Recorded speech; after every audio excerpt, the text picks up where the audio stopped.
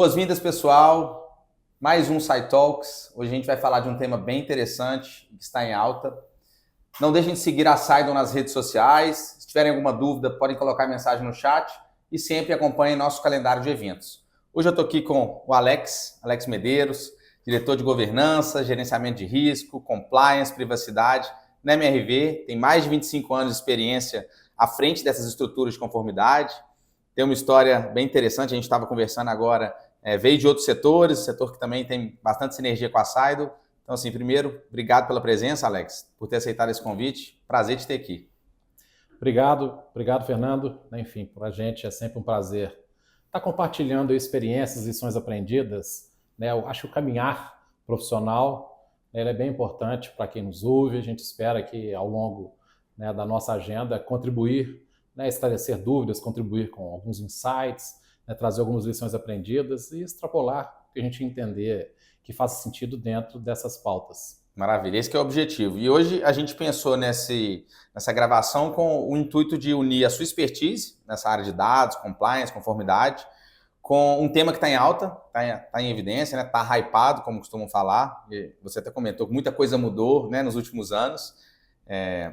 E a Saidon traz também uma fortaleza nessa rastreabilidade de processos. A gente valoriza muito aqui a LGPD, a compliance com os dados, a segurança dos dados.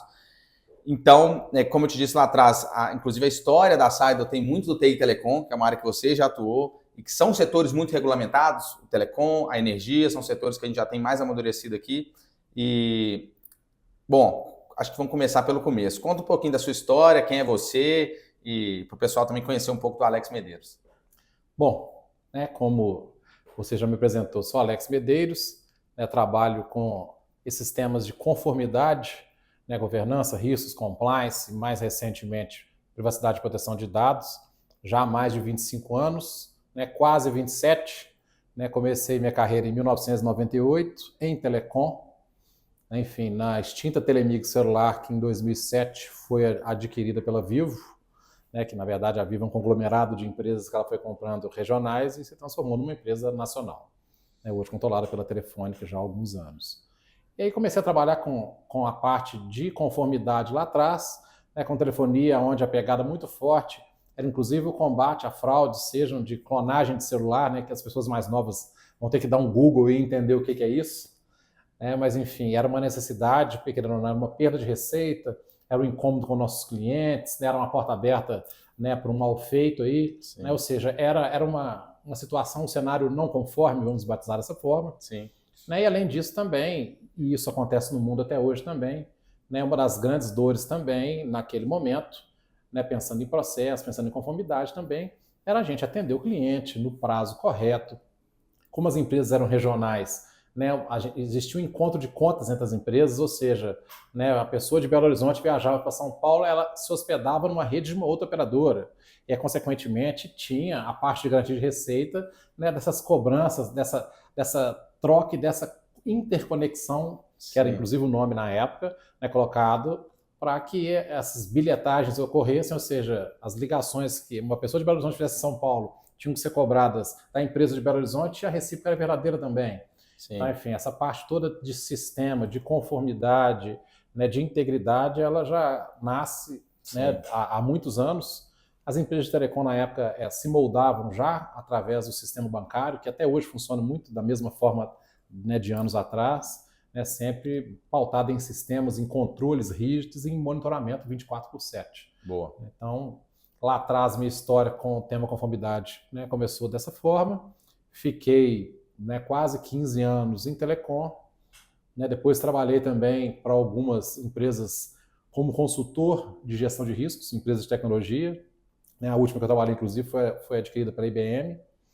E aí recebi um convite inusitado, há 11 anos atrás, de trabalhar com o tema de conformidade, de governança, de compliance, no setor de construção civil, que para mim era um setor novo e que eu não entendi muito bem as reais necessidades, mas me foi me apresentado na época uma proposta de trabalho que eu achei muito bacana, era um mercado até então não atuava, e hoje, já há mais de 11 anos nesse mercado, eu vejo que tem suas dores da mesma forma, tem outros desafios, e da mesma forma é um setor que é super demandado e que é super necessário tratar qualquer pauta de conformidade, né, utilizando aí de tecnologia, de processos, né, que consigam sustentar o dia a dia ali, pensando em controles, né, em monitoramento contínuo, né, em evolução, em modelos preditivos, né? Então, hoje a gente trabalha muito na parte preventiva, né, e, claro, a detectiva é o nosso goleiro ali, né, a nossa segunda linha de defesa. Sim, maravilha. E agora a inteligência artificial ganhando força, mais uma ferramenta aí para vocês usarem nessa linha de frente. Que jornada, né? Veio do TI Telecom, sempre trabalhando com dados e acabou parando na construção. E aí, Alex, na sua opinião, quem são as pessoas que vão se beneficiar dessa conversa aqui hoje e por quê? Olha, eu penso que eu não pensaria em pessoas específicas, porque querendo ou não, muitas vezes a gente cria essa reflexão quando a gente vai tratar a parte de gestão de riscos com todas as áreas e as pessoas que compõem, né, e realizam suas atividades nas diversas áreas das empresas. Muitas vezes as pessoas de maneira inconsciente não entendem que tudo que elas fazem tem um risco, né? E se tem um risco atrelado, eu tenho que minimamente controlá-lo e monitorá-lo. Então, eu não me resumiria a alguns públicos específicos que se beneficiariam, não. Enfim, a gente traz esse aculturamento com esse olhar mais amplo para todo mundo que compõe uma empresa, né, desde a base da gestão de riscos. Então, se eu sou responsável por um processo, eu tenho que ter certeza e controlar com que ele esteja sendo desempenhado da melhor maneira possível, que ele seja controlado, que ele seja monitorado, que ele seja gerenciado. Então, quando a gente fala de tecnologia, né, voltada para processos, para conformidade, para gestão, né, e para níveis de controle distintos, aí eu entendo que a gente falaria para empresas e não para públicos específicos.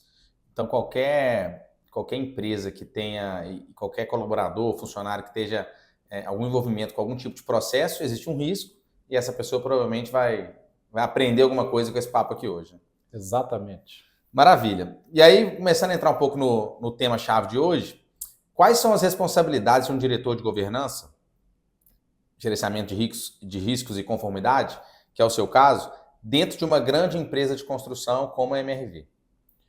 Olha, se eu tivesse que elencar, né, em ordem, eu diria que a primeira e mais importante delas é o aculturamento.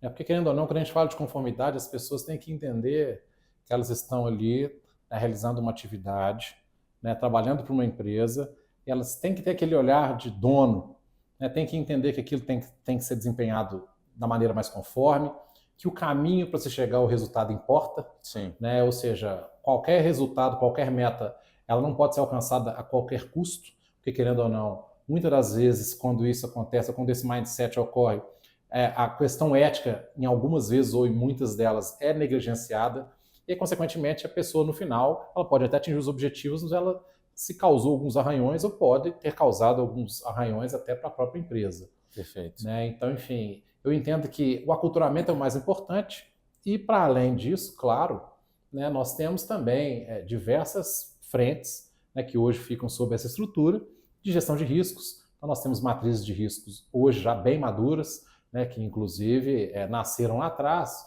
né, com os riscos específicos do mercado que estamos inseridos, e a gente foi ampliando essa matriz com a nossa realidade no dia a dia da nossa organização, que também é uma outra vertical super importante, né, que a gente falou anteriormente sobre a gestão de riscos. Outro ponto muito importante, quando a gente fala de compliance, de conformidade, para além da parte de aculturamento que eu já citei, nós temos também diversas frentes de controle, monitoramento e recalibragem. Ou seja, né, a partir do momento que eu identifico gaps, seja em meus processos ali oriundos das denúncias que eu recebo do nosso canal de denúncia, né, seja nos meus processos de diligência junto aos meus fornecedores, né, e parceiros de negócio, seja num relacionamento que eu tenha com alguém do poder público, né, para discussão ali de algum alvará que é necessário para o ramo de atuação da empresa onde eu represento hoje, por exemplo, de uma licença específica, seja ela ambiental ou quaisquer outras. Tudo isso é pautado em cima de ritos, de processos de conformidade. Sim. Então, assim, minha área abrange um pouco disso tudo, né, para que, no final do dia, traga para a empresa uma segurança e, consequentemente, traga uma governança, um chapéu maior de governança, que também criem ali regras, formas, deixe claro, né, desde o nosso código de ética e conduta, né, o que a empresa espera de nós como colaboradores, o que a empresa espera de quem se relaciona conosco, o que é aceitável, o que não é, quais são os limites, quais são as alçadas internas, né, que cada um de nós tem, né, para realizar alguns ritos do dia a dia aí em nome da empresa. Né? Então, ou seja, é muito transversal. Né? A gente versa sobre, inclusive, as próprias procurações, né, que os executivos têm, por exemplo, né, para representar a empresa em diversas agendas. É uma agenda bem densa. Né? Nós somos, e tem que ser assim mesmo, como áreas de governança, risco e compliance, nós somos áreas meio. Né? Ou seja, nós auxiliamos as áreas das pontas de negócio e, ao mesmo tempo, nós fazemos o filtro e ajudamos também o back-office a se organizar. E isso é sempre retroalimentado, né, todos os dias, né, todos os anos. A gente tem que mostrar uma nova evolução, uma nova otimização. E, de novo, né, talvez até antecipando uma pergunta que possa vir, mas já ouvi isso, né, há alguns anos atrás, né, toda a estrutura de conformidade ela é pró-business. Né, lá atrás existia, inclusive, uma máxima, um receio, né, me lembro de ouvir isso, né, de líderes lá atrás, que anti-business, dependendo do nível de governança que se colocava numa empresa, né, aquilo poderia ser anti-business, poderiam criar barreiras ou até burocracias para a realização de um negócio.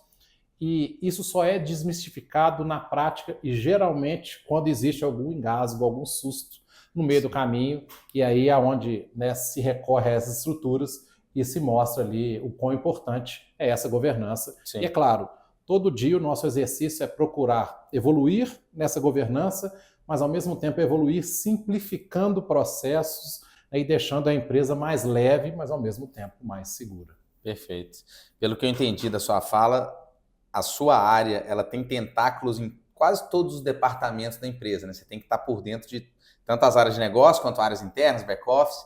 E um outro ponto que você comentou do código de conduta e de ética é passar essa mensagem com clareza, tanto para o público interno, os executivos, todo o time de colaboradores, quanto para o público externo, é um desafio e é peça primordial, né, da área. Né? Ter clareza do que é aceitável, do que não é, o que é negociável, o que é não negociável. E assim, eu tive uma interpretação quando você falou do aculturamento, talvez um primeiro ponto que você trouxe, talvez um dos mais importantes, mas eu queria que se você pudesse destrinchasse o que é, em poucas palavras, o aculturamento, né? Como que ele se desdobra praticamente. Pois é, o aculturamento ele começa na entrada de um novo colaborador ou colaboradora na empresa, né? Ou até um novo contrato que é celebrado com algum stakeholder que se relaciona conosco, enfim. Todas as partes relacionadas conosco, ele nasce ali. E aí ele nasce a partir do conhecimento das previsões do nosso Código de Conduta, que é mandatório, né, que inclusive reza sobre todos os nossos contratos, né, sobre o conhecimento das nossas políticas corporativas, nosso jeito de trabalhar, o que a gente aceita, o que não aceita. E sendo mais específico, inclusive pensando em como, né, ampliar e como seguir nesse aculturamento, nós temos diversos hoje e-learnings, né, treinamentos, que são obrigatórios hoje, que tem prazo para realizar. Ou seja, um colaborador novo que entra na empresa hoje, ele tem lá uma gama de e-learnings, né, desde o conhecimento dos principais pilares do código, né, enfim, da parte de LGPD, né, principalmente quem trata com dado pessoal ou não, enfim, da parte de segurança corporativa, né, da parte de conformidade, da parte de gestão de riscos, que existe um prazo hoje de 45 dias para que esses treinamentos sejam realizados, né, e quem não os faz, né, tem o e-mail bloqueado. E aí a gente vê que no início era uma forma da gente garantir com que essa etapa fosse feita, né, quase não mandatória, porque ninguém trabalha sem e-mail, mas ao mesmo tempo a gente foi colhendo e foi evoluindo ao longo dos anos, e inclusive revisitando e otimizando nossos treinamentos, né, ao ponto de hoje os conselheiros independentes, né, por vontade própria, realizarem todos os treinamentos hoje de aculturamento. E a partir dessas trilhas que a gente coloca, seja de treinamento, sejam de agendas específicas, né, onde a gente fala de conformidade nas agendas das áreas, seja para discussão de um resultado, para recalibragem, né, de algum processo e tudo mais. A gente também planta pílulas, a gente cria agendas específicas, criamos, né, internamente algumas lives, né, utilizamos a nossa intranet e ela nos permite criar, né, algumas lives para que a gente consiga atingir esse público. E, consequentemente, o que a gente entende que a gente chegou nesse aculturamento no final, nós temos uma pesquisa que hoje já faz parte da pesquisa de jornada dessas pessoas, né, que é o que batizamos internamente de pesquisa de percepção ética. Então, ou seja, nós nos fizemos entender, no final das contas, né, o que a empresa aceita, como é que ela entende que a gente deve trabalhar ou não. E aí a gente entende que atinge esse aculturamento a partir do momento que aquilo se torna natural. As pessoas não têm mais que pensar se o caminho correto é o mais fácil ou se ele é aquele que a empresa deixou claro que é a forma de trabalhar. Quando a gente chega nesse ápice, a gente recebe de maneira voluntária esses feedbacks, ou a gente vê isso presente nas agendas de cada área, a gente entende que a gente chegou onde a gente queria quando a gente fala de aculturamento. Perfeito. Quando o senso comum ele está ali padronizado, do jeito que vocês previram que o treinamento, o onboarding, ele fosse levar aquele colaborador para aquele caminho, é um sinal de sucesso, né? Um sinal que o aculturamento está funcionando. E um ponto que eu acho que é super importante eu citar, até porque nós somos uma empresa, né, de construção civil, nós temos públicos diversos, né? Então nós temos um público administrativo, que hoje bebe da fonte dessas ferramentas aí digitais, desses meios digitais, né? Mas nós temos um público offline, que está nos nossos canteiros de obra. Como é que a gente faz essa mensagem chegar também para essas pessoas? Nós criamos algumas agendas, né, onde a gente multiplica os nossos técnicos de segurança e outras figuras que são presença fixa em todos os canteiros de obra, né, ou seja, fazem parte da parte administrativa da obra. Sim. E essas pessoas que são responsáveis por disseminar todos esses conteúdos, desde a segurança do trabalho, da importância do uso de EPI, né, enfim, da importância do cuidado com a pele, né, porque essas pessoas muitas vezes são expostas ao sol, e a gente também, da mesma forma, insere aí todo esse aculturamento, né, sobre as pautas de conformidade, e aí, consequentemente, a gente depois colhe também esses depoimentos, né, através de alguns formulários, de algumas outras formas, diferentemente do público corporativo, e a gente chega à conclusão no final que a gente se fez entender, ou que a gente precisa, talvez, muitas vezes, avançar em mais um ponto, ou refazer algum tipo de agenda, até considerando turnover, né, enfim, Sim. E até o mercado que a gente está também inserido, até mobilidade, né? Então, hoje a gente está em mais de 100 cidades, mas ao mesmo tempo, amanhã eu posso deixar de estar numa cidade e entrar numa outra nova, um outro mercado. Então, esse trabalho ele é constante, eu tenho que fazer isso tudo de novo, né? Acho que é um pouco disso. Sim, é um pouquinho só disso, né? É uma jornada bem holística e bem extensiva. E quando você fala de diferentes audiências, né, o pessoal da obra, o pessoal do back-office administrativo, até o meio de comunicar com essa pessoa é completamente diferente, né? Muitas vezes o cara na obra não vai ter e-mail, ele vai ter só um WhatsApp ou não. E a maneira de comunicar. E quando você fala de outras cidades, até pensando no Brasil, que é um grande país, você tem culturas locais muito específicas, né? Então já devem surgir outros desafios para você fazer esse processo de aculturamento que é tão importante para a empresa. E pegando esse ponto que você tocou, né? E é claro que por isso que é bom esse bate-papo, porque você vai trazendo outros fatos que a gente acaba esquecendo de falar porque é muita coisa. Uma das coisas super importantes que a gente fez, e vejo outras empresas de outros segmentos também similares ao nosso, que tem esses públicos distintos, administrativo e outro mais em campo, mais offline, fazerem também, é a adaptação de linguagem. Então, ou seja, é claro que nós temos uma linguagem hoje, ou seja, não hoje, né, já há um tempo, né, mais adaptada, mais direta, mais simples e de fácil entendimento para o meu público de obra, né, do que eu tenho uma linguagem mais formal para o meu público administrativo. E aí a gente consegue se fazer entender, né, para todos os públicos. Isso também é super importante. Sim, perfeito. Não muito tempo atrás, eu comentei mais cedo, eu morava na Austrália, eu trabalhava na área de construção e na área comercial. E eu lembro que era algo recorrente, esses treinamentos o e-learning, para praticar certas negociações comerciais e ter esse contato com o cliente, tinham certas condutas, códigos de condutas e regras que eu tinha que percorrer, né? Então, era bem interessante e foi algo novo para mim quando eu comecei a fazer esses treinamentos lá atrás, mas mostra como os dados, a segurança dos dados, a parte de compliance de uma grande companhia, elas afetam até a ponta do time comercial que está em contato com o cliente, né? Que até as trocas ali, tem algumas coisas que são sensíveis, que não pode compartilhar, né? Boas práticas do que não fazer ou fazer em negociações. Então, assim, cada vez mais comum os dados, o compliance, a conformidade presente em todas as áreas de negócio, até fora do Brasil. Bom, Alex, na sua visão, acho que você já respondeu um pouco dessa pergunta, mas assim, de forma mais macro, qual que é a atuação do compliance dentro das corporações? E aqui eu não estou limitando a construção, estou falando de forma mais global. Olha, eu procuro dizer que hoje as grandes corporações, e nem só grandes, ou seja, das médias às grandes corporações, né, assim, vejo algumas pequenas também, mas aí pode ter um modelo mais simples, eu vejo que elas não sobreviveriam hoje sem as estruturas de compliance e conformidade, porque, querendo ou não, a forma de se fazer negócio mudou. né? Antes as empresas eram muito voltadas para resultado, e aí esse resultado muitas vezes ele era pautado com menos regramento, e ao mesmo tempo, quando você olhava inclusive para o próprio ambiente, né, de trabalho, para as pessoas também, muitas vezes não era um ambiente saudável, talvez era um ambiente mais hostil, né, ou seja, menos humano e mais voltado para resultados, e consequentemente isso traz consequências, né, ao longo do tempo também.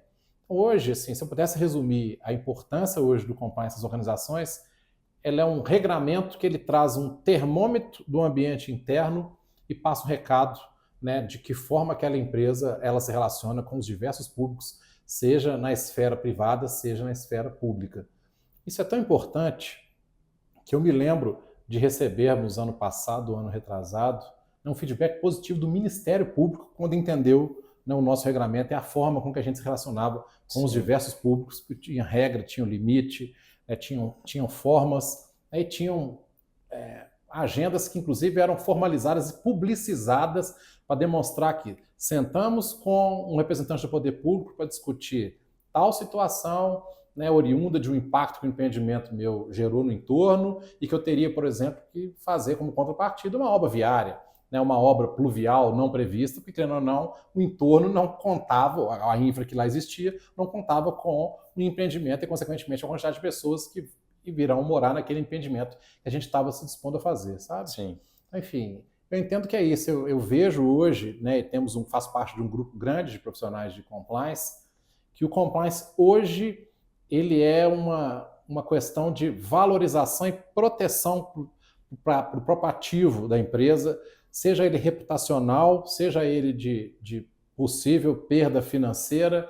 Eu acho que é um pouco disso tudo, seja ele um bom ambiente para se trabalhar, que a gente também versa sobre diversos temas comportamentais, né? Enfim, fazemos, né, diversas ações de combate a comportamentos assediadores, né, que no final das contas a gente sabe que tem uma consequência, por exemplo, de burnout ligada a ela. Então, colaborador insatisfeito, né, turnover, várias consequências. Eu entendo que é isso. A gente hoje é importante para o ambiente de negócios, seja externo, seja interno. Olha, não é a primeira vez que eu converso com pessoas referências de mercado como você e novamente o tema cultura, foi o primeiro ponto que você trouxe, aculturamento, ele vem muito forte. Aí quando você trouxe agora a visão do compliance, eu interpretei como o compliance ele passa uma mensagem muito forte para a cultura daquela empresa, né? E a Saidos, estou entendendo que assim como a MRV é uma empresa muito humana, que preocupa muito com o colaborador, ou seja, não é resultado e meta a qualquer custo, né? A gente corrobora muito dessa visão também. Não muitos anos atrás, no mercado imobiliário, os corretores eles tinham os contatos deles, eles tinham a lista de contatos e traziam enquanto eles navegavam entre empresas. E hoje isso já não funciona mais dessa maneira, né? O mercado mudou, o mundo mudou.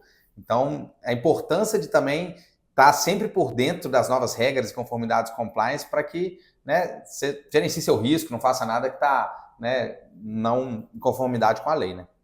Pois é. E assim, e você vê a importância, né, de termos agendas como essa, porque, querendo ou não, empresas, né, similares a exemplo da Saida contribuem diretamente para esse tipo de conformidade, né? Então, como você mesmo citou, no passado, queríamos o corretor que tinha a própria carteira de clientes, né? E hoje, já há alguns anos, pensando em conformidade, inclusive com a Lei Geral de Proteção de Dados, isso é impensável, porque, na verdade, vai na contramão disso tudo. Sim. Né? Hoje, os dados são captados com consentimento daquelas pessoas que querem receber o oferecimento daqueles produtos e serviços e, consequentemente, eu consigo criar um regramento fora da caderneta que o corretor vinha com ela no passado, né? Ou com uma planilha Excel ou com qualquer outra forma de repositório, seja essa pessoa mais analógica ou mais digital. Sim. Hoje eu parto, né, através de uma lista onde eu tenho lá meus leads e que aquelas pessoas, de alguma forma, ou se interessaram por produtos nossos, nos consultaram, nos autorizaram a entrar em contato para entender o que tínhamos a oferecer, né? E a parte sistêmica vem para nos ajudar, inclusive, nessa conformidade, nesse respeito com os titulares de dados.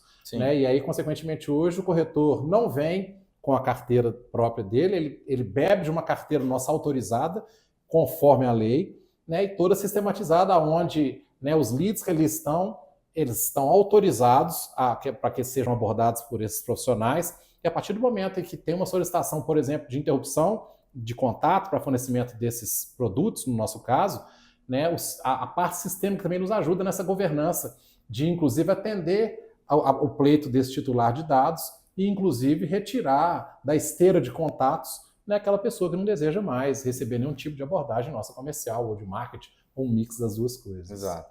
Então a parte sistêmica de tecnologia tem que estar muito alinhada com a compliance, porque toda vez que, né, o exemplo que você deu, alguém pede para não receber mais comunicações da empresa X, o sistema tem que garantir que aquilo tem efeito imediato, né? Exatamente. Perfeito. Vamos lá. Na sua visão, Alex, quais são as maiores consequências do não investimento em proteção de dados?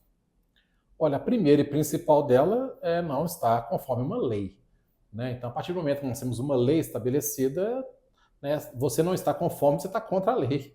E, consequentemente, você está sujeito a todas as previsões de sanções, né, previstas na Lei Geral de Proteção de Dados, né? Desde uma notificação, desde uma multa pesadíssima, né, que esbarra aí no seu faturamento de maneira bem pesada, né? E, além disso, eu acho que, até para além disso, tão importante quanto, né, já tem alguns tempos, principalmente nas novas gerações, e eu entendo que isso foi super positivo, elas consomem ou não produtos e serviços de empresas que elas acreditam, que elas entendem que contribuem para a sociedade de uma maneira.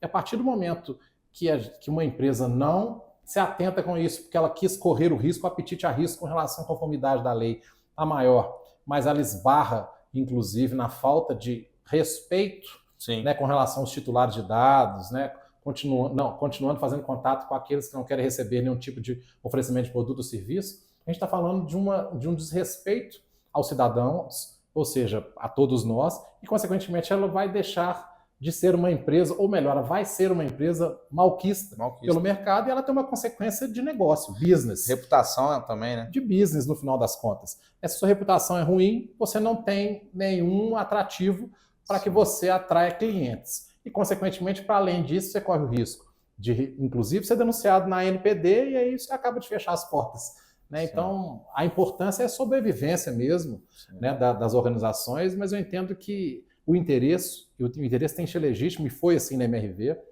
Né? A gente já trata do tema desde o surgimento da lei, mesmo antes dela começar a valer. Quando ela foi sancionada, nós já começamos a nos adequar.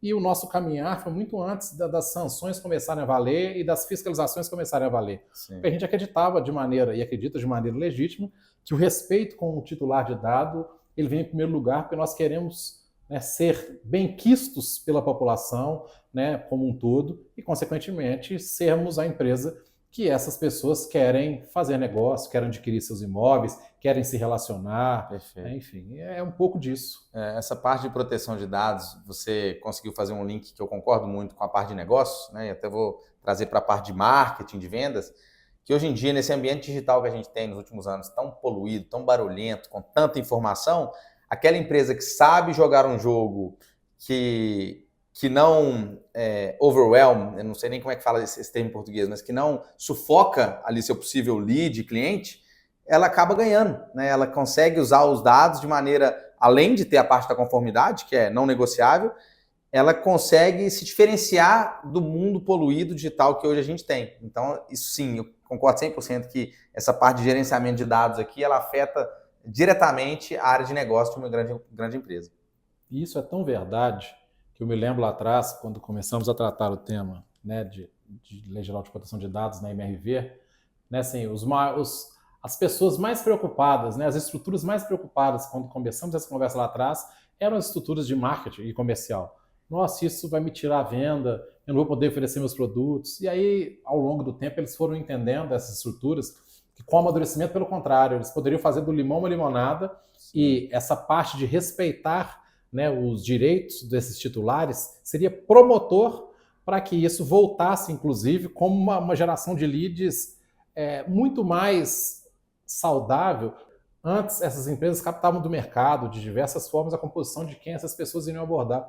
Hoje eu estou dizendo que essas pessoas me consultaram, querem saber dos meus produtos e, consequentemente, a partir desse momento eu as abordo. Ou seja, a relação já nasce muito mais saudável, né, em todos os sentidos. É um lead muito mais intencional e quente ali, né? Não adianta nada você ter volumes de lead, sendo que essa taxa de conversão é baixa, né? Pensando no mundo de negócio. Maravilha, Alex. Vamos lá. O que configura um processo de auditoria interna em uma organização? O processo de auditoria interna ele configura em duas vertentes. Primeiro, é um check, né, dos processos que serão auditados ou que foram auditados, dependendo do time que a gente quer tratar. Ou seja, se a gente for falar aqui de situações que já foram auditadas, que situações ou gaps já foram identificados, que planos de ação foram endereçados, ele é importante a parte preventiva e detectiva de porta aberta, sim, mas ao mesmo tempo ele contribui, ele não consegue se dissociar da parte de controles internos, sim, também. Porque a partir do momento que eu faço auditoria em algum processo e que ele pode ser, por exemplo, parcialmente sistematizado, ou seja, parte dele a gente depende de pessoas, né, e todos nós somos suscetíveis a erros, né, e aí, consequentemente, eu mantenho essas portas menos sistematizadas, controladas, quando eu tenho algum controle que retorna e começa a fazer esse check, né, daquilo que hoje é executado, né, de maneira humana, vamos dizer assim. Sim. E aí eu entendo que lá na frente, e as empresas hoje já não sobrevivem com um modelo diferentemente disso, de adotarem, né, através de tecnologias, de empresas que trazem esse tipo de solução, que a gente tem chamado de auditoria sistêmica, ou seja, a partir do momento que eu saio do modelo tradicional de auditoria, que eu crio um plano de trabalho, né, que eu crio um modelo de testes, que eu realizo esses testes, que eu chego às conclusões, sim, e que eu estabeleço planos de ação, a partir do momento que eu tenho essa lição aprendida e eu sistematizo essas lições aprendidas, eu crio um sistema de controle interno sistematizado 24/7. Ou seja, eu fujo do modelo tradicional de uma auditoria que, por ela ter um risco maior em seus processos, eu tenho que revisitá-la novamente daqui a 6 meses, daqui a 3 meses, daqui a 9 meses, a 12, né, 12 meses, enfim, independentemente da linha do tempo que for. Eu tenho e trago para a segurança, para a empresa, que eu tenho um processo sistematizado, que esse check ele é contínuo, e aí sim a auditoria interna começa a trabalhar com a inteligência, consumindo dessas soluções somente naquilo que pareceu estranho, ou seja, eu não faço o processo inteiro, mas eu trabalho no outlier em algo que fugiu do cenário que a gente previamente acordou que deveria ser checado, né, por uma solução dessa. E aí, pelo que eu entendi, você acaba eliminando a necessidade de grandes forças-tarefas pontuais, sejam elas uma vez por ano, porque você tem um sistema automatizado recorrente que está sempre garantindo que pode fazer auditoria interna, pode ser feita a qualquer momento, que eu vou estar compliant ali, né? Exatamente, é isso. Maravilha. E qual que é, na sua visão, a importância da rastreabilidade de processo para essa auditoria? Ela é fundamental, porque a partir do momento que eu tenho uma auditoria estabelecida e eu tenho, por exemplo, algo que fugiu da normalidade prevista dentro daquele processo que foi desenhado, eu tenho que entender a causa. Então, para eu entender a causa, eu tenho que ter rastreabilidade de entender aonde aquilo se desviou do caminho ou o que aconteceu, né, ao longo do caminho, que aquilo fugiu do previsto, que aquilo fugiu do programado ou do cenário que deveria ocorrer e que vai merecer uma análise do auditor. Então, a rastreabilidade me faz voltar e identificar a causa, né? Então, uma coisa nem sobrevive sem a outra, né, em função disso. Maravilha. Aqui a gente é uma plataforma orientada a processo, então a gente valoriza muito essa rastreabilidade e auditoria do processo ponta a ponta. É o que a gente acredita muito, né? A gente traz automação, mas além da automação que é trazer ganho, otimização para o business, é ter essa rastreabilidade, tanto para controle de identificação de gargalos, controle de SLA, quanto para uma eventual auditoria, onde você vai precisar, né, voltar lá atrás, identificar a causa e dar um reporte. Quais foram os maiores desafios que você já enfrentou na sua trajetória de proteção de dados dentro de grandes instituições? E como que você superou eles? O maior desafio, e ele continua sendo o maior, e eu vou voltar lá atrás de novo com relação à cultura.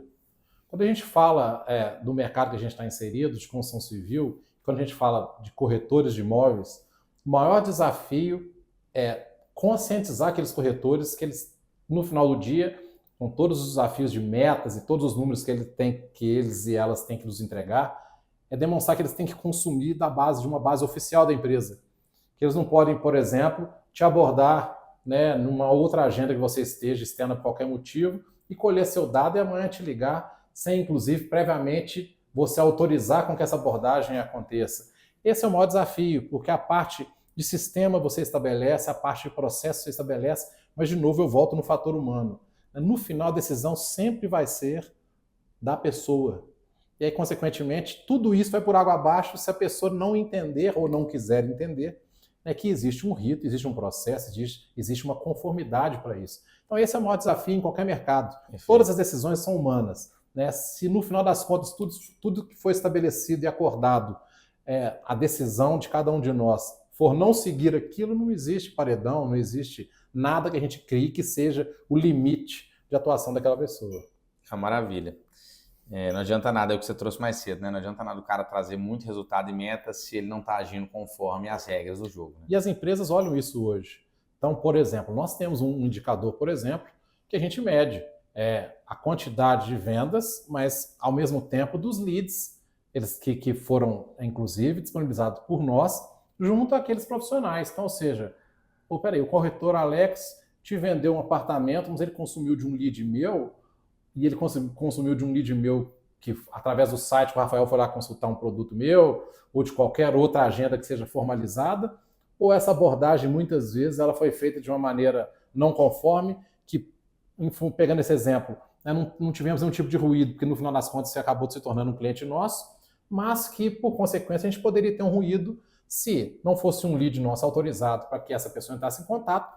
No limite, você poderia fazer uma reclamação, seja junto à própria empresa, seja junto à Autoridade Nacional de Proteção de Dados.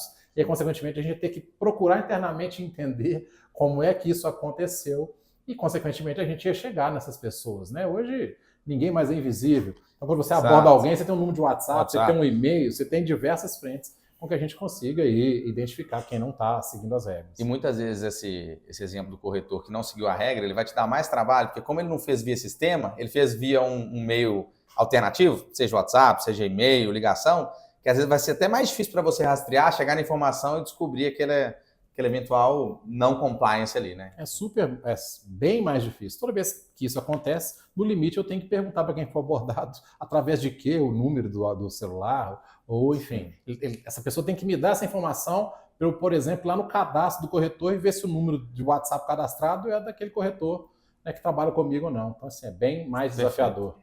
Perfeito. E aí, continuando nesse tema, na sua visão, quais são as principais funções da tecnologia ou da plataforma quando a gente pensa em conformidade? As principais funções é a gente encapsular todo esse regramento e todo esse respeito aos titulares e todo esse rito que a gente citou ao longo daqui, num local em que esses corretores, né, o nosso time comercial venha a consumir de uma fonte única e que tem todos os seus passos ali autorizados e em conformidade. Ou seja, eu crio um regramento e um rito que eu controlo de ponta a ponta aquela relação, né, de marketing / comercial, né, com quem quer ser cliente meu, ou inclusive com quem já é. Esse hoje é o principal. E a tecnologia, ela é aliada direta para que eu consiga construir esses ambientes e que seja leve para o meu time de vendas, mas que seja, inclusive, também conforme. Sim. Para mais disso, por exemplo, quando eu falo hoje, né, dos titulares de dados, que conforme a previsão da lei, né, ele tem que ter seus direitos respeitados e atendidos Sim. por todas as operadoras, né, que hoje tratam dados pessoais, a tecnologia me proporciona, por exemplo, que eu crio um ambiente self-service para que essa pessoa exerça seus direitos sem a necessidade de uma interação humana, sem ter que ficar ouvindo uma URA, aperte quais números, qualquer que seja, e que tenha uma resposta imediata. Por quê? Porque a tecnologia, no final das contas, no nosso caso, nos proporcionou a criação de um portal, onde por trás, né, a tecnologia conectou esse portal meu a todos os nossos repositórios de dados, eu consigo entender com quem eu estou falando, de que maneira aquela relação foi estabelecida e atender todos os pedidos que aqui estão sendo feitos por aquele titular de dados. Então, a tecnologia é aliada direta. Eu diria que ela traz segurança, conformidade e otimização de processos na minha operação. Excelente. Aqui a gente entende que cada empresa tem as suas regras de negócio. Então, a gente, né, constrói uma arquitetura que seja flexível à regra de negócio daquele cliente, daquela realidade, que vai permitir que ele consiga aplicar de dentro para fora e a tecnologia seja esse meio que vai permitir essa comunicação com o meio externo. Vamos lá. Qual que é a importância de processos alinhados com dados? E aí eu trago até uma provocação, né? Qual que é a garantia que a gente tem que esse dado está correto? Pois é. Eu penso o seguinte, falando do nosso mercado, o primeiro ponto que eu tenho que entender que se aquele dado ele está correto ou não, eu tenho que entender de que forma eu obtive aquele dado. Sim. Então, ou seja, se eu tenho um dado pessoal, eu colhi através de quê? Quem que deu o input, Quem que deu o input, quem deu o opt-in, né? Falando especificamente nos termos da lei. E eu consumi aquilo de qual base de dados? Consequentemente, então eu consumi um dado correto, de um CPF correto, de uma pessoa que realmente quis receber um contato meu. Então, hoje, a parte toda de privacidade e proteção de dados ela é associada diretamente à nossa parte de governança de dados. Né? Então, mais ainda do que já éramos hoje, nós somos quase que co-irmãos da nossa parte de tecnologia da informação, quando a gente pensa no nosso inventário de dados, né, na organização desses dados, na normatização desses dados e no entendimento que a gente está falando ali de dado, que é um dado correto, que é um dado nem para mais nem para menos, a lei traz inclusive essa previsão, ou seja, eu tenho que colher hoje os dados quando autorizado, minimamente para aquele fim, aquele objetivo que eu quero, seja ele comercial de marketing. Sim. Me lembro no passado que, antes da previsão da lei, existiam algumas empresas que queriam saber até o signo da pessoa e não sabiam nem para que ia usar isso.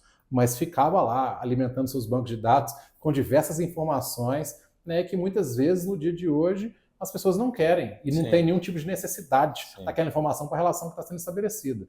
Então, assim, é assim que eu enxergo que a gente tem que pensar hoje em governança de dados, em organização e, consequentemente, entender que eu estou tratando o dado correto na quantidade correta para aquele objetivo específico. Perfeito. E uma coisa que eu vejo muito hoje em dia é as pessoas desconfiadas das informações que elas vão dar na hora de preencher um formulário online, na hora de fornecer esses dados. Você foi até além no signo. Acho que hoje em dia ninguém mais pergunta o signo, mas muitas vezes os formulários perguntam várias informações que às vezes a pessoa não se sente confortável. Reforça o quão importante é o compliance, como as marcas cuidam dos dados das pessoas para trazer esse conforto de volta para a pessoa ao compartilhar e interagir digitalmente com essa marca eventualmente. Então, para mim, isso é um ponto... E isso é o princípio da finalidade, né, que a LGPD traz. Então, ou seja, esse conforto ele nasce quando eu deixo claro, né, por que eu preciso daqueles dados, né, do seu, por exemplo, a partir do momento que você tem interesse em ouvir e em receber, né, o oferecimento dos produtos que eu tenho a te oferecer. Eu já deixo claro isso na largada, desculpe, e isso já vem dito, né, nos diversos pontos de coleta de dados nossos. Falo, olha, a gente minimamente, para te oferecer um produto, a gente precisa do teu telefone se você quiser receber o oferecimento desse produto pelo WhatsApp. Não, a gente precisa do teu e-mail se você preferir receber por e-mail. A gente precisa, né, te ligar se você preferir entender, né, como é que funciona o meu cardápio de produtos através de uma ligação telefônica. Então, a partir do momento que eu me atento, e isso está previsto na lei, sobre o princípio de finalidade, eu já trago essa segurança também. Perfeito. E as empresas também hoje têm que ter uma preocupação a cada vez maior, cada dia mais, com relação também à coleta de dados sensível. Né? A lei tem um outro olhar, inclusive, mais pesado com relação a isso, tem que ter mesmo. Sim. Né? Quando a gente fala de dado sensível, né? Pegando como exemplo aqui, dado menor de idade, né? por alguma necessidade específica, quando eu pego a parte de raça, né? Enfim, quando eu pego a parte de opção religiosa, enfim, tudo isso é dado sensível, dado financeiro, Sim. Muitas vezes, né? No nosso caso, a partir do momento isso acontece depois que vira cliente, porque eu tenho ali uma conta corrente com aquele cliente, né? Mas assim, todos esses momentos eu tenho que ter esse critério e eu tenho de novo que voltar e explicar por que eu preciso daquele dado e por quanto tempo. Sim. Então por que eu tenho que ter porta aberta para te ligar, né, quando eu precisar e criar essa via de mão Sim. dupla? Porque você adquiriu um apartamento que tem uma garantia prevista. Sim. Beleza, essa garantia acabou, você não quer mais receber contato da empresa. Você tem, dentro do seu direito, nos solicitar a exclusão dos seus dados para que a gente não entre mais em contato, porque na sua avaliação aquela relação não é mais necessária, porque todos os passos aí, né, ao longo dessa linha do tempo já foram terminados. E, inclusive, você comentou de dados financeiros, dependendo do modelo de negócio da empresa, e até entrando no contexto de vocês, talvez você vai precisar saber, que são dados mais sensíveis, que tem que ter cautelas a mais, para entender capacidade de investimento desse lead, se ele realmente é um lead que encaixa com a sua oferta daquele produto, daquele imóvel, né? Muitas vezes você vai precisar de alguns dados. Dê um exemplo mais voltado para o seu contexto, mas diferentes modelos de negócio vão requerer dados que às vezes são mais sensíveis, né? Exatamente. E aí vai do lead querer ou não compartilhar, né? O que vai deixar a venda mais desafiadora ou não, enfim, aí já entra em outras pautas. Mas vamos lá, estamos chegando no final. Como que você enxerga que deve ser uma base de dados confiável e orientada a processos? Primeiro, ela tem que ser uma base de dados, a gente fala internamente, pacificada. Ou seja, eu tenho uma base saneada, saudável, dentro dos repositórios oficiais da empresa, sendo consumida estritamente por aquelas áreas que necessitam no desempenhar das suas atividades, né, ter acesso àquelas informações. Eu tenho que ter uma base de dados segura, né, restrita às atividades ali do dia a dia, né, da empresa com relação a essas áreas. Eu tenho que garantir com que essas bases elas ficam restritas ali na operação da empresa. Não existe a possibilidade de ter nenhum tipo de vazamento, né, seja Perfeito. ele propositado ou até causado por algum fator externo. E, consequentemente disso, eu tenho que ter monitoramentos, né, 24/7 em todos os ambientes, né, seja na Deep, na Dark Web ou diversos outros locais, para entender se algo daquilo não saiu. Sim. E, ao mesmo tempo, a partir do momento que eu tenho uma conformidade, eu tenho uma uniformidade de trabalho internamente, e, consequentemente, eu tenho um ambiente saneado, né, um front-end melhor para o meu funcionário. Sim. E, consequentemente, eu consigo, de novo, resgatando o que a gente falou lá atrás, a estabelecer com quem eu me relaciono uma relação direta, mais simples, sim, menos burocrática e, consequentemente, mais fluida e mais leve. Sim. Um ponto também que você tocou que eu achei interessante é a parte de integração, né? Que esses dados eles fluam entre sistemas, mas desde que seja algo que foi previsto e que está dentro do controle da companhia, né? Então, às vezes você vai precisar, igual você falou, pegar um dado do ERP, trazer ele para o seu portal, para o seu front-end, enfim. Então, essa integração tem que também ser algo muito bem monitorado para garantir que os dados eles estão ali, né, encapsulados. E uma parte que você não citou, que a gente se preocupa muito aqui, mas tenho certeza que vocês devem também ter algo bem estruturado, é o tipo de permissão. Então, o permissionamento de cada usuário ou grupo de usuário, de acordo com o que ele deve ou não ver dentro dos seus sistemas, né? Sim, sim. Nós temos essa governança de perfis de acesso e ela é revisitada periodicamente, né? Porque ela nasce com a atribuição daquela pessoa quando ela começa a trabalhar conosco, mas essa pessoa, ela migra de setor ou ela consegue, ao longo do tempo, também acumular funções que os perfis de acesso necessitam de nova revisão, de novas permissões. Então, a gente sempre fica com esse desafio, né? E é comum a grande maioria das empresas que possui uma governança de sistemas, né, entender se o perfil está adequado, porque ele não pode nem estar para menos, porque senão eu tenho um gap, né, e ele não pode estar para mais, por exemplo, ao longo dessa atividade ou desse caminhado profissional, porque no final eu corro risco, inclusive, dependendo da falta de gestão, eu não estar respeitando, inclusive, uma parte super importante na governança de dados, que é a parte de segregação de função. Ou seja, se eu tenho uma função que é complementar a tua função e meu perfil de acesso não está adequado, desse exemplo hipotético ele está para mais, sim, eu corro o risco de estar tendo mais permissão, ou seja, na linha do tempo, tendo um acesso privilegiado e que mal usado pode, inclusive, trazer problemas para a organização. A gente vê Perfeito. Isso na mídia aí direto. Maravilha, Alex. Então, vamos caminhando para o final dessa conversa, já te agradecendo de antemão. Quais recomendações ou sugestões que você daria para aqueles que procuram melhorar a privacidade das suas construtoras ou das suas empreiteiras, das suas incorporadoras? Vai ter gente que está lá atrás na jornada, nos primeiros passos, tem gente que já está estruturando e tem gente que já está aqui mais avançado, mais maduro digitalmente e na parte de compliance. Então, assim, fica à vontade para recomendar como você achar melhor. Olha, eu entendo que o nascedouro, né, para qualquer empresa, é ela se conhecer. E aí, ou seja, ninguém nasce sem tirar seu próprio raio-x, sem fazer seu assessment inicialmente. Sim. Então, ou seja, como tratamos os dados pessoais, para que tratamos, de que forma tratamos, através de quais sistemas tratamos, né? Os nossos regramentos normativos, eles versam sobre papéis e responsabilidades, e a partir do momento que eu traduzo tudo que a lei traz para sistemas e para processos, eu tenho ali, no final das contas, um retrato de o quão conforme ou não conforme aquela organização está, e a partir dali eu traço o plano de trabalho, né, de acordo com uma criticidade, né, do mais crítico para o menos crítico, e, consequentemente, eu tenho que estar sempre revisitando.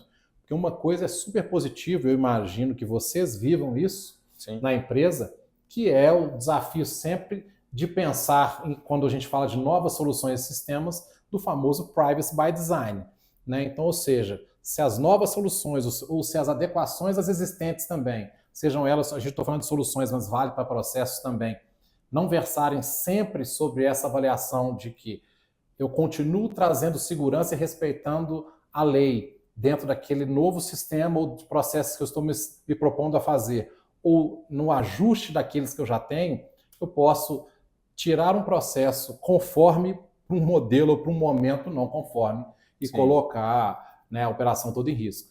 Então, de maneira geral, é isso. As empresas têm que se conhecer e se revisitar sempre para que tenham essa segurança de estarem conformes. Maravilha. É olhar para dentro e entender o porquê daquilo, né? Entender o porquê que o compliance é tão importante, como que ele impacta indireta e diretamente o negócio lá na frente, que é tudo que a gente conversou mais cedo. Pô, Alex, queria te agradecer. Se tiver alguma mensagem final também para passar para o público, fica à vontade, mas realmente te agradecer. Obrigado. Super valiosa a conversa, muito rica.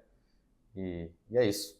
Bom, eu queria agradecer também pelo convite, né? Eu acho que a mensagem é, no passado, quando a gente falava de estruturas de conformidade, elas no passado já foram vistas como estruturas custosas ou como um mal necessário, né? Principalmente para as empresas de capital aberto, né? E hoje a mensagem com quem trabalha com esse tipo de tema e tudo, né, tá claro, né? Acho que, resumindo tudo que a gente falou aqui, né, conformidade hoje é sobrevivência das organizações. E conformidade sem sistemas, sem uma governança, ela não é possível, né, de acontecer na sua plenitude. Acho que é isso. Maravilha. Muito obrigado. Você que está aí até agora, se quiser seguir a Saido nas redes sociais, quiser deixar sua mensagem, sua dúvida no chat, muito obrigado e até a próxima.